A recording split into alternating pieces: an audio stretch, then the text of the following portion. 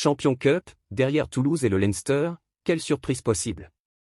Si les deux équipes les plus titrées de la compétition font une nouvelle fois figure de grandes favorites pour la victoire finale à Cardiff, en mai 2025, les prétendants ne manquent pas à l'image de l'UBB, du Stade Rochelais, de Bath ou des Bulls.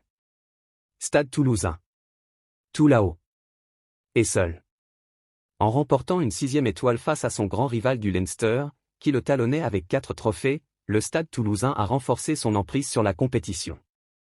Vainqueur de l'épreuve à 2 reprises en 4 ans, 2021, 2024, le club le plus titré de France et d'Europe s'avance une fois de plus au rang des grands favoris pour la victoire finale à Cardiff en mai 2025. Hugo Mola a presque tous les atouts entre les mains. Un effectif XXL d'une profondeur insondable, que ne suffit pas à résumer le seul talent d'Antoine Dupont, qui le dote de la capacité à jouer tous les rugby grâce à la puissance des Manimifou ou autres Jack Willis. Un tempérament offensif qui colle à l'esprit, et l'arbitrage, de la Champions Cup.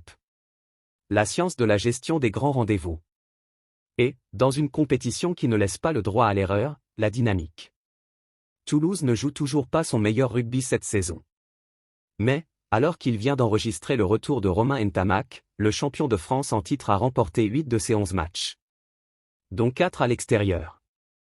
Une force à l'export indispensable sur la scène continentale où il est primordial de soigner son classement en poule pour s'assurer de recevoir en phase finale.